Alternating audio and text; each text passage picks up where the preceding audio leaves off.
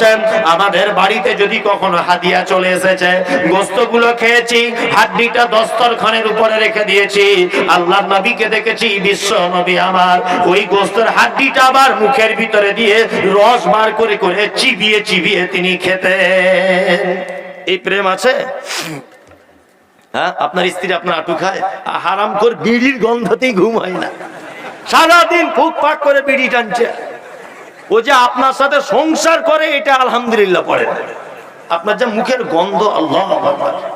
আবার কিছু লোক দেখছি ফজরের নামাজের সময় মুয়াজ্জিন আজান দিয়েছে, আসসালাতু খায়রুম মিনান নাওম, ঘুমের থেকে নামাজ উত্তম, নামাজিরা তাড়াতাড়ি করে মসজিদে চলে আয়, হাইয়া আলাল ফালাহ, তোরা তোদের কল্যাণ বই নিয়ে চলে যা।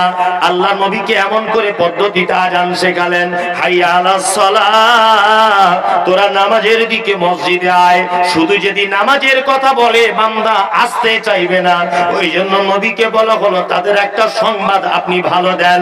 নবী আবার বলছেন হাইয়া আলাল ফালাহ, তোরা নামাজ পড়বি, নামাজ শুধু পড়ে এমনিতে বাড়ি চলে যাবি না, তোরা তোদের কল্যাণটাকে বাড়ি নিয়ে চলে যা। আর ফজরের সময়তে বলা হলো আসসালাতু খায়রুম মিনান নাওম, ঘুমের থেকে নামাজ উত্তম, মসজিদে চলে এসো। অনেক নামাজিকে এটা প্রয়োজন ছিল, নবীজি বলেছেন মিসওয়াক করতে হবে, দাঁতন করতে হবে। জি, দাঁতন করা কি সুন্নত কি সুন্নত নয়? ফজরের পরে তাহলে দাঁতন করতে করতে মসজিদে আসা উচিত ছিল। ও দাঁতন বাদ দিয়ে বালিশের তলায় বিড়ি দেশলাই ছিল, একটা বিড়ি ধরিয়ে হারামখোর মসজিদের গেটে ফেলে মসজিদের ভিতরে ঢুকছে। মানে ফেরেশতারা উল্টো পাল্টা হয়ে যাবে যে কোন মাল ঢুকছে, এটা মুখের গন্ধ, বাসি মুখে বিড়ি পান করে ঢুকছে। আল্লাহু আকবার। এইরকম লোক মেটে কোন এলাকায় নেই, আমাদের ওদিকে আছে। আপনাদের দিকে আছে? হ্যাঁ, খবরদার। তবে একটা কথা বলে রাখছি, সেটা শুনে না, ওদের পাল্লা বেশি পড়বেন না, মেয়েদের পাল্লা বেশি পড়িয়েন না। কত লোককে দেখেছি আন্ডার প্যান্ট পরে ঘুরছে বইয়ের টেনশনে, কত লোককে দেখেছি, আমাদের গ্রামেও দেখেছি, অনেক জায়গাতে দেখেছি। খুব সাবধানে থাকবেন। তবে আল্লাহ নবীর স্ত্রীরা নবীজিকে যতটা ভালোবাসতেন আপনি ততটা জীবনেও ভালোবাসাতে পারবেন না। পারবেন? পারবেন না। এই দেখুন নবীর আর একটা কথা শুনে দেখুন, এই দুটো কথাতে কেমন ঝগড়া লেগে যায়। বিশ্ব নবী বলছেন, যে রাতে মিরাজ হলো বিশ্ব নবীজির, নবী বলে জাহান্নামে মহিলাদের ভিড়।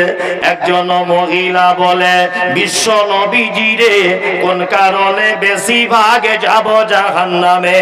প্রথম কারণ হলো অধিক নারীগণ, অল্প ধনেতে তাদের ভরে না কম। দ্বিতীয় কারণ হলো শোনো সমাচার, না শুকরিয়া করে ও গনিয়ামত আমার।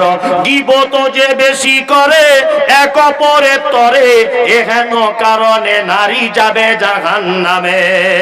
আল্লাহ নবী এই জায়গাতে তিনটে দোষের কথা বলছেন, তার মধ্যে একটা কথা বলছে নারী জাহান্নাম চলে যাবে। তার একটা কারণ হলো এটা, অল্প জিনিসে তাদের কোনোদিন মন ভরে না। অল্প জিনিসে মেয়েদের মন ভরে? জীবনও ভরাতে পারবেন না। আমি বাপের এক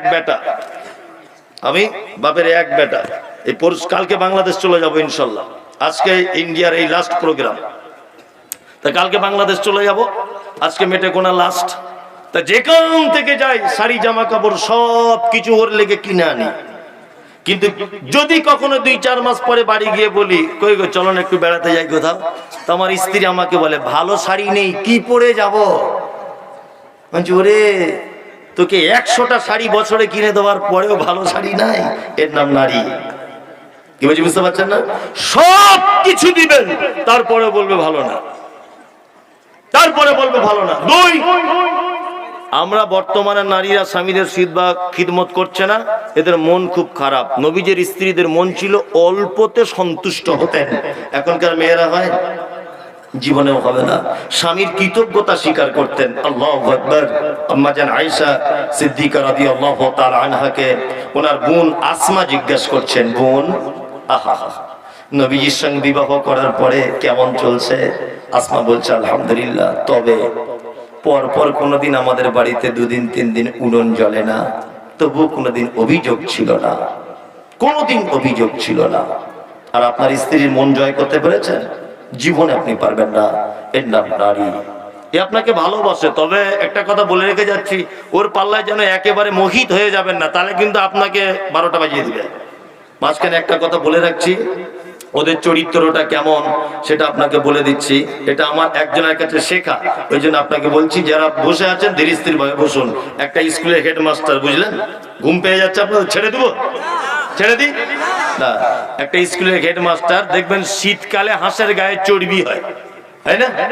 হাঁসের গায়ে চর্বি হয় না, শীতের দিনে বেশি করে খায়। তাই স্কুলের হেডমাস্টার ওর বউকে বলেছে যে বাজার থেকে একটা হাঁস কিনে আনি, আজকে একটু জবাই করে রান্না করবে, ভালো করে খাবো। জুম্মার দিন সেদিন তো বাজার থেকে একটা হাঁস কিনে নিয়ে এসেছে, জবাই করেছে, রান্না বান্না রেডি করার আগে মাস্টার বলছে এক কাজ করো, রান দুটো আমাকে দিবে, বাকিগুলো তোমরা সব খেলবে। তা ভালো, মাস্টার নামাজ টামাজ পড়ে এসেছে। এখন ওর স্ত্রী রান্না করতে করতে ভালো সেন্ট উঠছিল, একটা ঠ্যাং খেয়ে নিয়েছে, ভালো সেন্ট উঠছিল। এখন মাস্টার এসেছে, পিয়ালা করে দিয়েছে মাস্টারের সামনে মাংস। তা মাস্টার হাত দিয়ে দেখে বলছে কি ব্যাপারে একটা রান কেন, লেগ পিস একটা কেন? ওর স্ত্রী তখন খুব মুখ দেখিয়ে বলছে তোমাকে চাকরি দিয়েছিল বলো তো? বলছি কেন? বলছি সত্যি খ্যাপা বলি তুমি চাকরিটা পেয়েছিলে, তোমার কাছে কারা পড়ে তারাও খ্যাপা, তুমিও খ্যাপা। বুঝি কেন? বলছে হাঁসের আবার কটা ঠ্যাং হয় যে তোমায় দুটো রান দিতে হবে, তুমি জানো না হাঁসের একটা ঠ্যাং হয়? তোমার মাস্টার তখন বলছে হাঁসের দুটো ঠ্যাং হে। তখন ওর স্ত্রী বলছে বুঝো না কিছু, বোকা না দেখি। বলছে না হাঁসের দুটোই ঠ্যাং। ওর স্ত্রী বলছে না একটা ঠ্যাং।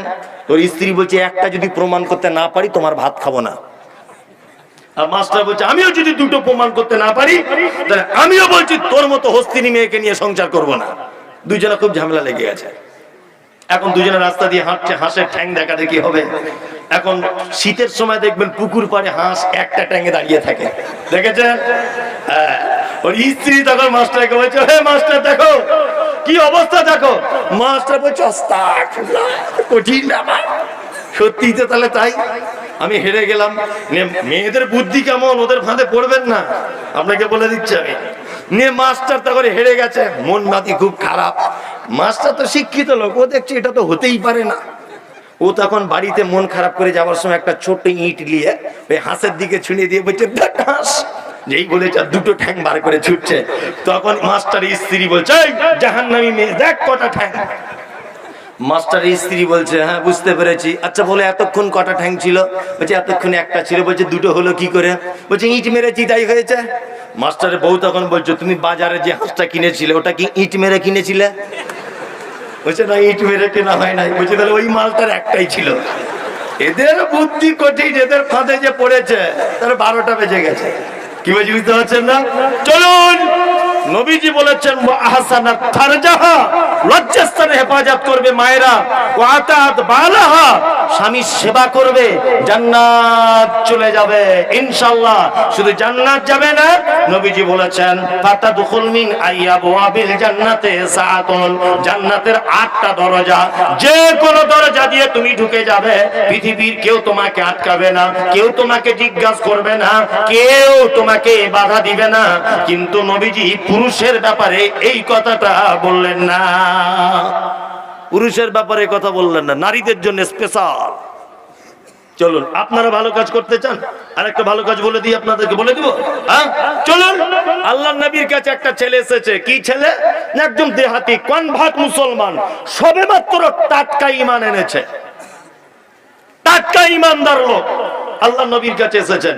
এসে আল্লাহ নবী সাল্লাল্লাহু আলাইহি ওয়াসাল্লামকে বলছেন আল্লাহর নবী আমি একটু জান্নাত যেতে চাই, আমি জান্নাত যাব, আমাকে কিছু আমলের কথা আপনি বলে দেন তো।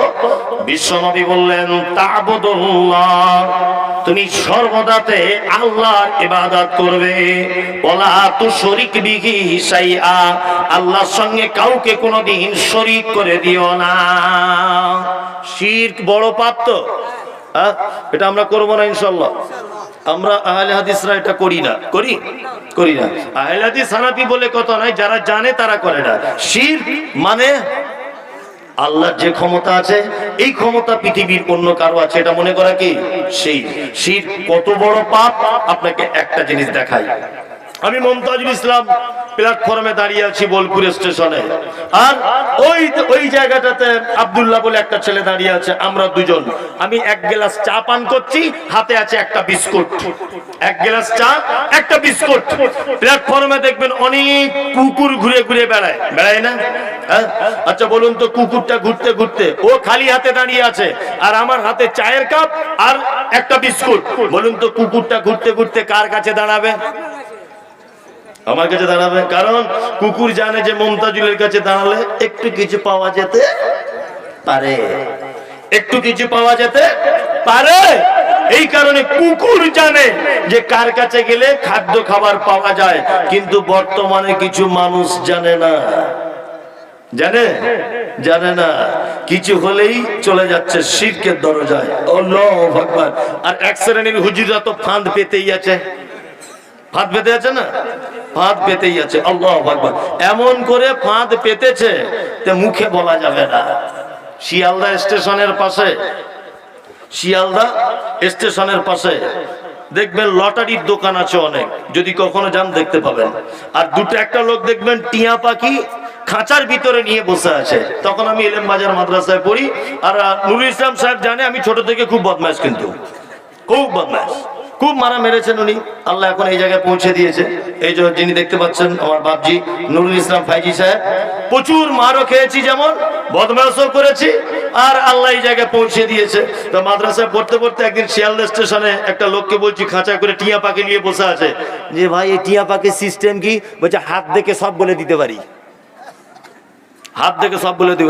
আমার হাতটা দেখো, তখন অত বুঝি না তো হাত দেখানো পাপ কিনা। হাতটা দেখিয়ে দিতে বলছে তুমি যাকে চাইছো অচিরেই তাকে পেয়ে যাবে। তাহলে এটাই তো আমি চাইছি, মনে মনে বলছে আর কি। বলছে তুমি যাকে চাইছো তাকে খুব তাড়াতাড়ি পেয়ে যাবে। আমি এমন তাবিজ দিয়ে দেবো জানলা ভেঙে চলে আসবে।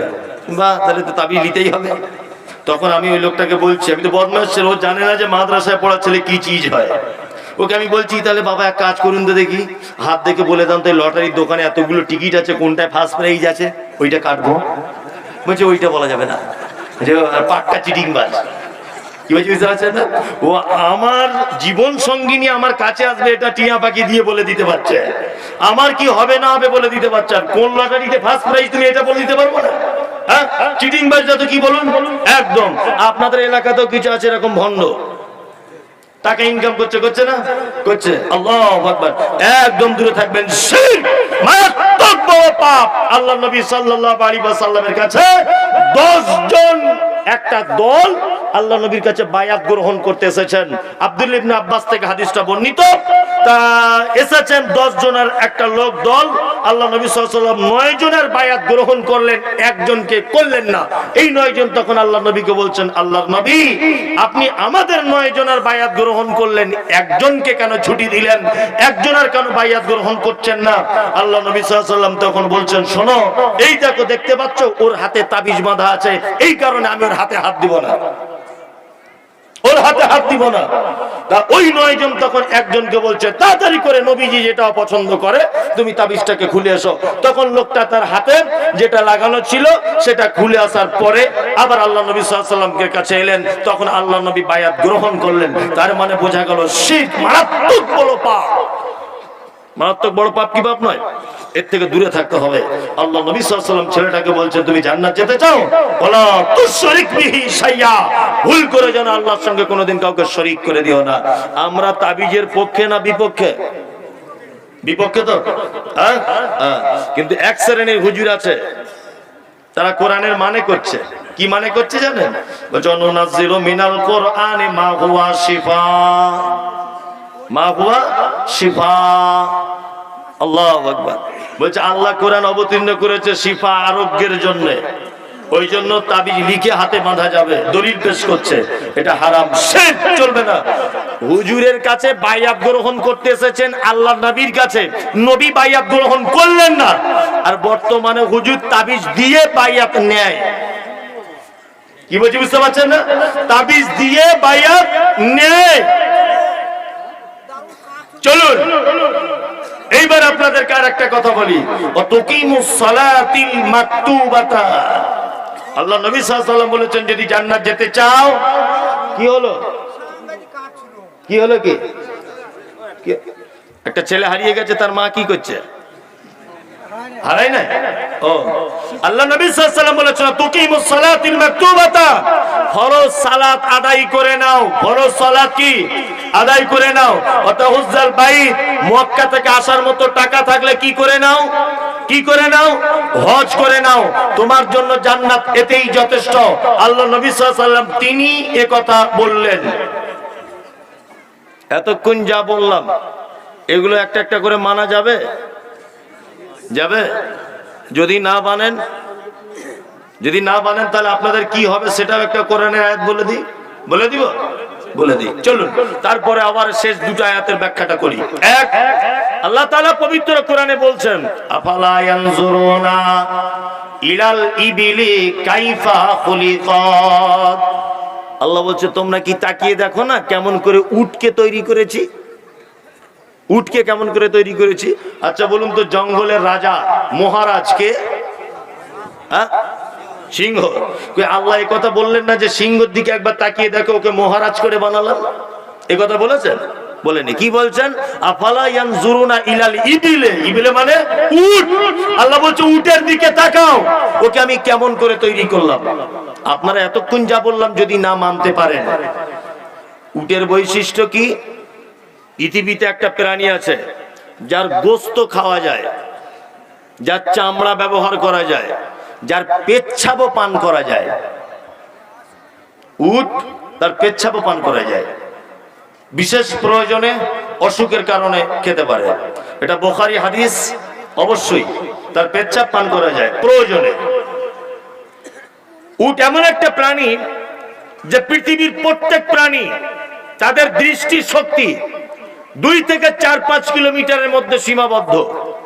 উট একটা এমন প্রাণী, এটা হাদিসে লেখা নেই, বইয়ে, জেনারেল বইয়ে লেখা আছে যে উট 80 থেকে 82 কিলোমিটার দূরে পর্যন্ত জিনিসকে স্পর্শ ভাবে দেখতে পায়। আল্লাহু আকবার। উট এমন একটা প্রাণী, এটা মরুভূমিতে তৈরি করা হয়েছে বলেই মোটরসাইকেলের যেমন অনের তেল শেষ হয়ে গেলে রিজার্ভে সুইচ মারতে হয়, হয় না? হয়। তা উটের ঠিক পজিশন তেমন। উটের পিঠে দেখবেন এরকম একটা বড় উঁচু জায়গা আছে না? কিছু জিলাপি হুজুর বলছে ওটা নাকি আলীর কবর। তোমার বাপের কবর ওটা। হুজুর বলছে ওটা নাকি আলীর কবর।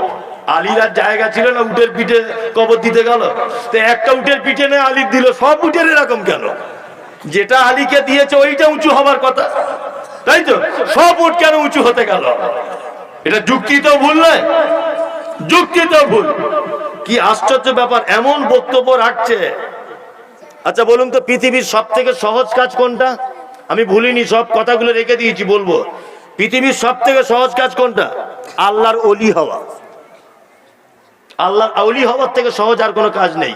কিন্তু ওদের কাছে জানতে যাবেন, ওরা কি বলবে জানেন? উনি বাবা ওলি, ওই জঙ্গলে গিয়ে 30 বছর তপস্যা করতে হয়, ওই সাগরের পাড়ে গিয়ে বসে থাকতে হবে, চুল ফুল কাটা যাবে না, হাতের নখ বড় বড় হয়ে যাবে, আল্লাহ আল্লাহ আল্লাহ এরকম করতে হবে 30 বছর, তবে ওলি হওয়া যাবে। কি বলছি বুঝতে পারছেন না? ওলির ডেফিনিশন মানে 30 বছর জঙ্গলে বসবাস করতে হবে। এটা হচ্ছে ওলিদের কারবার।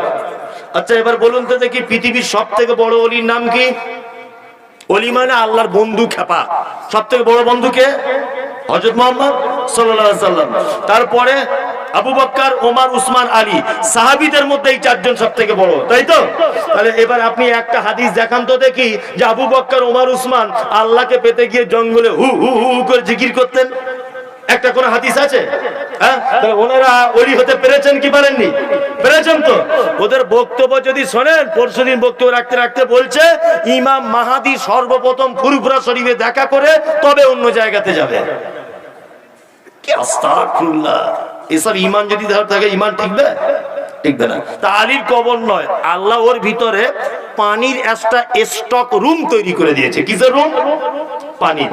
মরুভূমিতে চলবে, পানি পাকস্থলীতে শেষ হয়ে যাবে, আর ওইখান থেকে স্টক রুম থেকে পানি টেনে নিয়ে শিরা উপশিরার ভিতরে দিয়ে নিজের কাজ মেটাবে। এর নাম উট। উটের আর একটা বৈশিষ্ট্য আছে। কি বৈশিষ্ট্য? উট যখন মরুভূমিতে থাকবে, 20 কিলোমিটার দূরে যদি মরু ঝড় যদি উঠে যায়, মরুভূমিতে গাছ নেই, মরুভূমিতে খুঁটি থাম্বা নেই। ওই জন্য উট তার ঝড়কে বুঝতে পেরে যায় যে আমার মালিককে আমাকে মেরে ফেলবে, এই ঝড়ে আমাদেরকে পাল্টিয়ে দিবে। ওই জন্য ডিসকভারিতে দেখবেন উট নিজের হাত আর পাকে এইভাবে বালিতে এরকম করে পুঁতে দিয়ে নিজের মাথাটাকে নিচু করে দেয়, তার মালিককে বলতে চায়, ও মালিক রে, তাড়াতাড়ি করে আমাকে জড়িয়ে ধরে যা, তাছাড়া তুইও বাঁচবি না, আমিও বাঁচবি না। ওই জন্য আল্লাহ কোরআন মাজিদে বলেন, আফালা ইয়ানজুরুনা ইলাল ইবিলি কাইফা খুলিকাত, পৃথিবীতে তোমরা একবার তাকিয়ে দেখো আমি উটকে কত সুন্দর করে বানালাম। একে বলা হয় মরুভূমির জাহাজ। তাহলে উটের যা এত কোন গুণ বললাম, সব ভালো গুণ না খারাপ গুণ? ভালো গুণ। এবার একটা প্রাণীর নাম বলছি, তার নাম কুকুর। জি, এও কিন্তু মারাত্মক খতরনাক প্রাণী। কি খতরনাক? আল্লাহ নবী বলেছেন, কেউ যদি বাড়িতে ইচ্ছা করে একটা কুকুর যদি পালে, প্রত্যেক দিন তার আমলনামা থেকে 2 কেরাত সমান নেকি মাইনাস করে দেওয়া হবে। 2 কেরাত মানে 2টা উহুদ পাহাড়ের সমান নেকি মাইনাস করে দেওয়া হবে। আমাদের মুসলমানদের ঘরে অনেক ধনী লোকের বাড়িতে কুকুর রাখা আছে ঢং করে। আপনারা কান করে শুনে রেখে দেন, আপনার বাচ্চা যদি বাড়িতে কুকুর যদি আনে, অবশ্যই তাকে বাড়ি থেকে বার করে দিবেন। নবীজি বলেছেন, ইচ্ছা করে কেউ যদি কুকুর যদি পালে, প্রত্যেকদিন তার আমলনামা থেকে 2 কিরাত নেকিকে আল্লাহ মাইনাস করে দিবেন। উটের একটা খারাপ দিক এটা হলো 2, আল্লাহর নবী বলেছেন, মেয়েরা বাড়িতে পুকুরের ঘাটে কলের ধারে থালা বাসন মাজার জন্য যখন রেখে দিবে, ওই থালাতে যদি একটা কুকুর যদি মুখ লাগিয়ে দেয়, তাহলে সেই থালাটা একবার ধুতে হবে, তবুও বিষ যাবে না। 2 বার ধুতে হবে, তবুও বিষ যাবে না। 3 বার ধুবে, তবুও বিষ যাবে না। 4 বার পানি দিয়ে ধুতে হবে, তবুও বিষ যাবে না। 6 বার ধুতে হবে, তবুও বিষ যাবে না। দয়ার নবী বলেছেন, 7 বারের মাথাতে তুমি মাটি দিয়ে ভালো করে ঘষে ঘষে মেজে নাও, তাহলে তার বিষ চলে যাবে। তাহলে 2টো খারাপ গুণ হলো কুকুরের, তাই তো? এর ভালো গুণও আছে। কি? এর ভালো গুণ হলো এটা, প্রশিক্ষণ প্রাপ্ত কুকুর যদি হয়, বাড়িতে আপনার গোয়াল ঘর গরু ছাগল আগলের জন্য রাখতে পারেন, পারমিশন আছে এটা, তাই তো বল না? প্রশিক্ষণ প্রাপ্ত কুকুর যদি হয়, শিক্ষা দেওয়া কুকুর, যে মালিকের মালটা হেফাজত করবে, এরকম কুকুর হলে ইসলামে জায়েজ আছে। তার মানে 2টো গুণ ভালো খারাপ, একটা গুণ কি? হ্যাঁ, ভালো। এবার একটা প্রাণীর নাম বলছি, তার নাম শূকর। কি নাম? শূকর। এ মারাত্মক প্রাণী, পৃথিবীতে একটা জঘন্য প্রাণীর নাম, বুঝলেন না? যদি একটা প্রশ্ন এখানে হতে পারে যে কুকুর শ্রীগালকে আল্লাহ, কুকুর আর শূকরকে আল্লাহ পাঠালেন কেন তাহলে পৃথিবীতে? প্রশ্ন হতে পারে কি পারে না? পৃথিবীর সবকিছু মানুষের জন্য তৈরি করা হয়েছে, তাই তো? সবকিছু কিসের জন্য? মানুষের জন্য তৈরি করা হয়েছে। তাহলে কুকুর আমাদের কি তো কামড়ে নেয়? ওকে কোন ডিপার্টমেন্টে রাখা হলো? আল্লাহ ওকে এই কারণে পাঠিয়েছে যে তোকে ম্যাথরের ডিপার্টমেন্টটা দিলাম, তুই ম্যাথরের কাজ করবি। শুকরের একটা ডিপার্টমেন্ট আছে, এটা আপনি শুনলে অবাক হয়ে যাবেন। আপনি এটা জানেন যে যদি 5-7 কিলোমিটার ভিতরে কোনো শুকর যদি না থাকে, তাহলে মেটেকোনাতে, এটা চিকিৎসা বিজ্ঞানীদের একটা সমীক্ষা, তাহলে মেটেকোনাতে প্রত্যেক 1.5 মাস থেকে 2 মাসের মধ্যে একটা করে লোক মারা যাবে। যদি বলছেন শুকরের কারণে লোক মারা যাবে, ইয়েস, আমি পড়ে এসে বলছি, আপনি না পড়ে এটা হুঁশ করে উড়িয়ে দেওয়ার চেষ্টা করবেন না। মশা দেখবেন 2 প্রকারের, এক পুরুষ মশা, এক নারী মশা। পুরুষ মশারা কোনোদিন মানুষের গায়ের রক্ত খায় না, ওরা নর্দমাতে থাকে, আর রক্ত খায় মহিলা মশারা। আর এই 2টো মশার মাঝখানে ট্রেনে দেখবেন বা স্টেশনে শহরের নর্দমাতে এক রকমের মশা আছে, তাদের লেজগুলো একটু বড় বড়, দেখেছেন? বলছে চিকিৎসা বিজ্ঞানীরা, এই মশা যদি 3টে থেকে 4টে কোনো মানুষকে যদি কামড়িয়ে নেয়, এমন একটা মারাত্মক জ্বরে আক্রান্ত হবে যে এই লোকটা 2 থেকে 3 দিনের মধ্যে মারা যাবে। কিন্তু এই মশাটার প্রত্যেক দিন 1 ফোঁটা করে রক্তের প্রয়োজন হয়। এই মশাটা সব থেকে ভালো পছন্দ করে কার রক্ত খেতে? শূকরের রক্ত খেতে। শূকরের যে গায়ের উপরে লোমগুলো আছে, লোমের ভিতরে ঢুকে যায়, গিয়ে তার রক্তটা খেয়ে আবার চলে আসে। শূকর যদি পৃথিবীতে কমে যায়, ভারতবর্ষের মাটিতে যদি কমে যায়, পশ্চিম বাংলার মাটিতে যদি কমে যায়, তাহলে ভাববেন ওই প্রাণীগুলি রক্ত খাওয়ার জন্য মানুষকে যদি আক্রান্ত করে, মানুষকে যদি পুড়ে দেয় তার সুসটা দিয়ে, অবশ্যই মানুষ জ্বরে আক্রান্ত হয়ে মারা যেতে পারে। ওটাও আল্লাহ এই কারণে হয়তো পাঠিয়েছে। পৃথিবীতে একটা প্রাণী আছে সব থেকে বেশি নোংরা, তার নাম শূকর। সব প্রাণী দেখবেন পরিষ্কার পরিচ্ছন্ন পছন্দ করে, করে না? শালিক পাখি গোসল করে, মুরগি ধুলোতে শুয়ে থাকার পরে দেখবেন গাটা এরকম ভাবে লড়িয়ে নেয়। পৃথিবীতে একটা প্রাণী আছে তার নাম শূকর, মারাত্মক খাতারনাক নোংরা। কেমন নোংরা? একটা শূকর পায়খানা করলে আর একটা শূকর গিয়ে চো করে গিয়ে গিলে খেয়ে নেয়। এর নাম শূকর, মারাত্মক প্রাণী। আল্লাহ এর ব্যাপারে কি বলেন? ইন্নামা হারামা আলাইকুমুল মাইতাতা ওয়াদ-দামা ওয়া লাহমাল খিনজির, নিশ্চয় আমি তোমাদের জন্য নিষেধ করে দিয়েছি, তোমাদের জন্য হারাম ঘোষণা করে দিয়েছি মরা প্রাণী আর রক্ত আর শূকরের মাংস। লাহমাল খিনজির, শূকরের মাংস খেলে কি হারাম। চলুন এবারে নাসাই শরীফের একটা হাদিস আপনাকে বলি। এই হাদিসটা বললে আপনি অবাক হয়ে যাবেন, যেটা কি হাদিস আছে? ইয়েস, এটা হাদিস আছে। আমি তাহকিক করে তবে বলছি। সাহাবীদের মধ্যে কিছু দল আল্লাহ নবী সাল্লাল্লাহু আলাইহি ওয়াসাল্লামের কাছে এসেছেন, এসে বলছেন, আল্লাহ নবী গো, আমরা দেখেছি অনেক মানুষকে যারা নাবিকের কাজ করে, যারা নৌকা চালায়, ও দয়ার নবী, তারাকে দেখেছি শূকরের চর্বি দিয়ে, কাঠের গুঁড়া দিয়ে এক রকমের আঠা তৈরি করে ওই নৌকা ফুটোর জায়গাগুলোকে তারা আটকিয়ে দেয়, অনেক দিন যাবত লাস্টিং করে। আমরা কি সেটা করতে পারবো? নবীজি বলেছেন না, শূকরের চর্বি দিয়ে আঠা তৈরি করে নাবিকেরা নৌকাতেও লাগাতে পারবে না, ওটাতেও হারাম। শূকরের সব হারাম। তাহলে তিনটে প্রাণীর মধ্যে সব থেকে নিকৃষ্ট কোনটা হলো? কোনটা? তাই তো, শূকর সব থেকে খারাপ। তো চলুন এবার আল্লাহর নিকটে খারাপ প্রাণীকে কোরআন কি বলছে? ইন্নাশ শাররাদ দাওয়াবি ইনদাল্লাহি সুম্মাম বুকমুল লাযিনা লা ইয়াকিলুন। আল্লাহ বলে সারা পৃথিবীতে যত মানুষ রয়েছে তার মধ্যে যত প্রাণী আমি আল্লাহ বানিয়েছি, আমার নিকটে নিকৃষ্ট প্রাণী হচ্ছে কে? সুম্মাম বুকমুল লাযিনা লা ইয়াকিলুন, যাদেরকে আমি অন্তর দিয়েছি ভাবার জন্য, যাদেরকে চোখ দিয়েছি দেখার জন্য, যাদের বিবেক বুদ্ধি দিয়েছি, আকল দিয়েছি, তারপরেও যারা আমার কথাগুলিকে মেনে নিতে পারলো না, তারা যারা আমাকে চিনে নিতে পারলো না, আল্লাহ বলছে পৃথিবীর সব থেকে নিকৃষ্ট প্রাণী হলো এরা। এবার বলুন কারা? কারা? এর আগে হয়েছিল কারা? শূকর। আপনাকে বোঝাতে পেরেছি যে উলাইকা কাল আনাম, চতুষ্পদ জানোয়ারের থেকে মানুষ খারাপ। বোঝানো গেছে? গেছে। কারা খারাপ? আল্লাহ বলছেন ইন্নাশ শাররাদ দাওয়াবি ইনদাল্লাহি সুম্মাম বুকমুল লাযিনা লা ইয়াকিলুন। পৃথিবীতে যত প্রাণী রয়েছে এর মধ্যে নিকৃষ্ট প্রাণী হলো তারা। কারা তারা? যাদেরকে সুম্মাম বুকমুল লাযিনা লা ইয়াকিলুন, যাদেরকে অন্তর দেওয়া হয়েছে, চোখ দেওয়া হয়েছে, কান দেওয়া হয়েছে, বিবেক বুদ্ধি দেওয়া হয়েছে, শিক্ষা দেওয়া হয়েছে, যার জন্য ওস্তাদ রাখা হয়েছে, তারপরেও যারা আমাকে মেনে নিতে পারলো না, আল্লাহ বলছে পৃথিবীর নিকৃষ্ট প্রাণী হলো তারা। তার মানে আমরা, তাই তো? অনেক ভালো কাজ আপনাদেরকে বলে দিইনি? বলে দিয়েছে হাদিস দিয়ে। চলুন আল্লাহ তাআলা তারপরে আবার বলছেন ইল্লাল্লাযীনা আমানু ওয়া আমিলুস সলিহাতি ফালাহুম আজরুন গায়রু মামনুন।